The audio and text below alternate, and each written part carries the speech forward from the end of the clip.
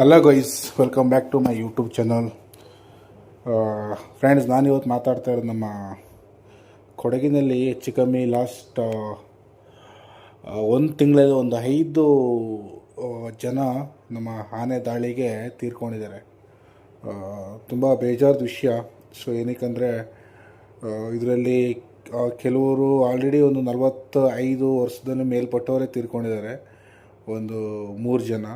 ಹಾಗೆ ಒಂದು ಚಿಕ್ಕ ಮಗು ಸ್ಕೂಲ್ ಬಿಟ್ಟು ಹೋಗ್ಬೇಕಾದ್ರೆ ಕಾಪಿ ತೊಡೋದ್ರೊಳಗೆ ಡೈರೆಕ್ಟಾಗಿ ಬಂದು ಆನೆ ದಾಳಿ ಮಾಡಿ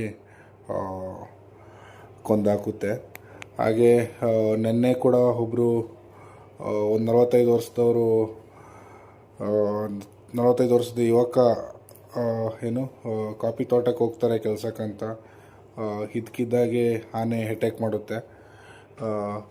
ಸೊ ಇವತ್ತು ನಾನು ಮೇಜರಾಗಿ ಮಾತಾಡ್ತಾ ಇರೋದು ಏನಕ್ಕೆ ಆನೆಗಳು ಇಷ್ಟೊಂದು ಕ್ರೂರವಾಗಿ ವರ್ತಿಸ್ತಾ ಇದೆ ನಮ್ಮ ಕೊಡಗಿನ ಭಾಗದಲ್ಲಿ ಅಂತ. ಇದು ನಾನು ಅಬ್ಸರ್ವ್ ಮಾಡಿದ್ದು. ದ ಮೇಜರ್ ಇಶ್ಯೂಸ್ ಏನು ಅಂತಂದರೆ, ನಮ್ಮ ಕೊಡಗಿನಲ್ಲಿ ಆಲ್ಮೋಸ್ಟ್, ಕೊಡಗು ಅಂತಲ್ಲ ಇಡೀ ಕರ್ನಾಟಕದಲ್ಲಿ ಆಲ್ಮೋಸ್ಟ್ ನಮ್ಮ ಇವಾಗ ಬೇಸಿಗೆ ಕಾಲದಲ್ಲಿ ಎಲ್ಲ ಫಾರೆಸ್ಟಲ್ಲಿ ಎಲೆ ಉದುರೋಗಿದೆ ಅಲ್ವಾ. ಮೇಜರ್ ರೀಸನ್ ಏನಾಗುತ್ತೆ, ತಿನ್ನೋಕ್ಕೆ ಸಿಗೋದಿಲ್ಲ. ಆದರೆ ಸುಮಾರು ಜನ ಈಗ ಹೇಳ್ತಾರೆ ತಿನ್ನೋಕ್ಕೆ ಸಿಗೋಲ್ಲ, ಅದಕ್ಕೋಸ್ಕರ ಬರ್ತಾಯಿದೆ ಅಂತೇಳಿ. ಹೌದು, ತಿನ್ನೋಕ್ಕೆ ಸಿಗೋಲ್ಲ ಅಂತ ಒಂದು ಕಾರಣ ಇಟ್ಕೋಬೋದು. ಆದರೆ ಪ್ರಕೃತಿ ನಿಯಮದ ಪ್ರಕಾರ ಆನೆಗಳು ಆಚೆ ಬರಲ್ಲ, ತಿನ್ನೋಕ್ಕೆ ಸಿಗೋಲ್ಲ ಅಂತೇಳಿ. ಓಕೆ, ಸೊ ಏನಕ್ಕೆ ಹೇಳ್ತಾ ಇದ್ದೀನಿ ಅಂತಂದರೆ, ಇವಾಗ ನೋಡಿ, ನಾಗರಹೊಳೆ ಫಾರೆಸ್ಟ್ ಆಗಲಿ, ಬಂಡೀಪುರ ಫಾರೆಸ್ಟ್ ಆಗಲಿ, ಅಥವಾ ನಮ್ಮ ಈ ಕಡೆ ಭದ್ರಾ ಫಾರೆಸ್ಟ್ ಆಗಲಿ, ಸೊ ಬನ್ನರಘಟ್ಟ ರಿಸರ್ವ್ ಫಾರೆಸ್ಟ್ ಆಗಲಿ, ಸೊ ಇಲ್ಲೆಲ್ಲವೂ ಕೂಡ ಆನೆಗಳು ತುಂಬಾ ಇದ್ದಾವೆ ಅಲ್ವಾ. ಹಾಗೆ ನಮ್ಮ ಕುಶಾಲನಗರ ಫಾರೆಸ್ಟು, ಸೊ ಎಲ್ಲೂ ಹೆಚ್ಚು ಆನೆಗಳಿದ್ದಾವೆ. ಇವು ಏನಕ್ಕೆ ಆಚೆ ಬರಲ್ಲ, ಕಾಫಿ ತೋಟಕ್ಕೆಲ್ಲ ಬರಲ್ಲ ಅಂದರೆ, ಆನೆಗಳಿಗೆ ಬೇಸಿಗೆ ಕಾಲದಲ್ಲಿ ಅದಕ್ಕಂತ ಒಂದು ಫುಡ್ಗಳಿರುತ್ತೆ. ಏನಾಗುತ್ತೆ, ಈ ಮರದ್ದು ಸಿಪ್ಪೆಗಳು ತಿನ್ನೋದಾಗಿರ್ಬೋದು, ಹಾಗೆ ಒಣ ಸೊಪ್ಪುಗಳು ತಿಂತವೆ ಕೆಲವು ಆನೆಗಳು, ಹಾಗೆ ಬಿದ್ದಿರೋ ಹಣ್ಣುಗಳು, ಕಾಡು ಹಣ್ಣುಗಳು, ಇಂಥವೆಲ್ಲ ತಿನ್ಕೊಂಡು ಆನೆಗಳು ಬದುಕ್ತವೆ. ಆದರೆ ಸುಮಾರು ಜನ ಹೇಳ್ತಾ ಇರೋದು ಅವ್ರಿಗೆ ಫುಡ್ ಸಿಗೋಲ್ಲ, ಅದಕ್ಕೋಸ್ಕರ ಬರ್ತಾಯಿದೆ ಕಾಡಿನ ಆಚೆಗೆ ಅಂತ.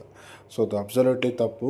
ಏನಕ್ಕೆ ಈ ಥರದ ಆನೆಗಳು ಆಚೆ ಬರ್ತಾಯಿದೆ ಅಂತಂದರೆ, ಕೆಲವು ಆನೆಗಳು ನಮ್ಮ ಫಾರೆಸ್ಟ್ ಏನಿದೆ, ಫಾರೆಸ್ಟ್ ಪಕ್ಕನೇ ಕೆಲವು ಕಾಫಿ ತೋಟಗಳಿದ್ದಾವೆ. ಈ ಆನೆಗಳೇನಾಗುತ್ತೆ, ಮೇಯುತ್ತಾ ಇದ್ದಾಗ ಇವಾಗ ಆಲ್ಮೋಸ್ಟ್ ಎಲ್ಲ ಏರಿಯಾದಲ್ಲಿ ಸ್ಪ್ರಿಂಕ್ಲರ್ ಮಾಡಿರ್ತಾರೆ. ಸ್ಪ್ರಿಂಕ್ಲರ್ ಅಂತಂದರೆ ನಮ್ಮ ಕಾಫಿ ತೋಟಕ್ಕೆ ನೀರು ಆರಿಸೋದಂತ ಇರುತ್ತಲ್ವ.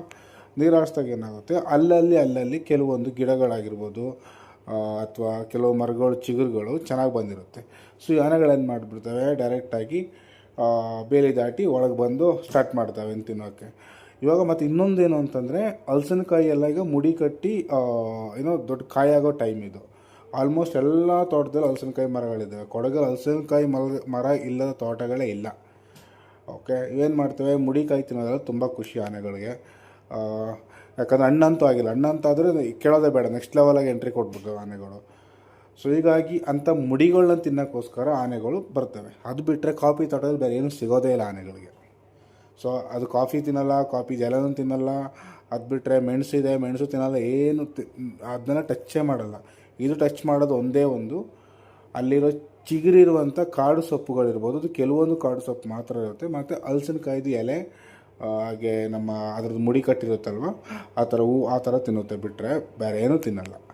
ಓಕೆ, ಆದರೆ ಇಲ್ಲಿ ನಮ್ಮ ಕಾಫಿ ಬೆಳೆಗಾರರಾಗಿರ್ಬೋದು ಅಥವಾ ಕೆಲವೊಂದು ಪ್ರೊಟೆಸ್ಟ್ ಮಾಡೋದು ಏನು ಹೇಳ್ತಾರೆ, ನಮ್ಮ ಕಾಫಿ ತೋಟದಲ್ಲಿ ಬಂದು ಕಾಫಿ ತೋಟ ಗಿಡ ಮುರಿದು ಹಾಕಿದೆ. ಹೌದು, ಸೊ ಅದೊಂದು ಸಣ್ಣ ಪ್ರಾಣಿ ಅಲ್ವಾ. ಆನೆ ಅಂತ ಬಂದಾಗ ಬರಬೇಕಾದ್ರೆ ಒಂದು 4-5 ಗಿಡ ಹೋಗಿರುತ್ತೆ. ಸೊ 4-5 ಗಿಡ ಒಟ್ಟಿಗೆ ಮುರ್ಕೊಂಡೇ ಹೋಗಿರುತ್ತೆ. ಅದು ಅಲ್ಲದೆ ಇವಾಗೆಲ್ಲ ಸ್ಪ್ರಿಂಕ್ಲರ್ ಮಾಡಿ ಹೂ ಬಿಟ್ಟಿರೋ ಟೈಮು, ಕಾಫಿ ಎಲ್ಲ ಬಂದು ಮುಡಿ ಕಟ್ಟೋ ಟೈಮು, ಹೂ ಬಿಟ್ಟು. ಸೊ ಇವಾಗ ಆನೆ ಬಂದಾಗ ತುಂಬ ನಷ್ಟ ಆಗುತ್ತೆ. ಓಕೆ, ಆದರೆ ಆನೆಗಳು ಏನಕ್ಕೆ ಬರ್ತಾಯಿದೆ ಅಂತ ಮೇಜರ್ ರೀಸನ್ ಒಂದೇ ಪ್ರಾಬ್ಲಮ್ ಏನಂದರೆ, ಕಾಡಲ್ಲಿ ಬಿದಿರು ಕೂಡ ಒಣಗೋಗಿದೆ. ಹಾಗೆ ಕೆಲವೊಂದು ಒಣಗಿದ ಸೊಪ್ಪು ಕೂಡ ಇದೆ.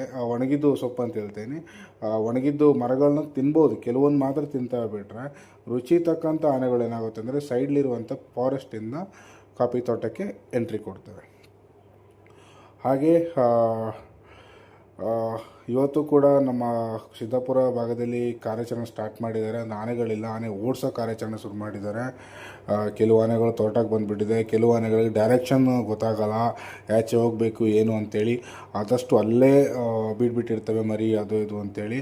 ಮತ್ತು ಇನ್ನೊಂದು ಅಂತ ಹೇಳಿದ್ರೆ ಕಾಡಲ್ಲಿ, ಕೆಲವು ಕಾಡಲ್ಲಿ ನಮ್ಮ ಅರಣ್ಯ ಡಿಪಾರ್ಟ್ಮೆಂಟ್ ಇದ್ದಾರೆ, ಅವರು ಆಲ್ರೆಡಿ ಕೆರೆಗಳನ್ನು ತೆಗಿದ್ದಾರೆ.